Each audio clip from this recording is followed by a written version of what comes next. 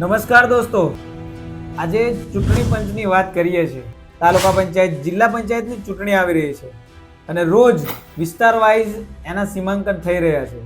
દોસ્તો, છોટાઉદેપુર કવાંટની વાત કરીએ તો છોટાઉદેપુર કવાંટ શિડ્યુલ એરિયા છે.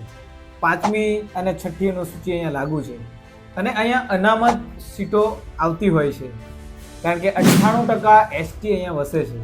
પણ દોસ્તો, અત્યારે ઓબીસી સીટ લાવીને અહીંયા મૂકી દીધી છે, કનલવા સીટ અને કવાંટ સીટ પર. દોસ્તો, 90%થી ઉપર જો વસ્તી હોય તો એ અનામત સીટો હોય છે. પણ આ ચૂંટણી પંચની મનમાની કહીએ કે ભાજપની મનમાની કહીએ તો પણ ખોટું નથી. કેમ કે દોસ્તો, જે સીમાંકન થયા છે એની અંદર સ્પષ્ટ દેખાય છે. ચૂંટણી પંચ એવું કહે છે કે રોટેશન પ્રમાણે અમે આ સીટો ફાળવીએ છીએ, પણ જ્યાં ભાજપના ધારાસભ્યની જે સીટ હોય, મતલબ જિલ્લા પંચાયત લાગતી હોય, એ સીટને હલાવવામાં પણ આવતી નથી. કેમ?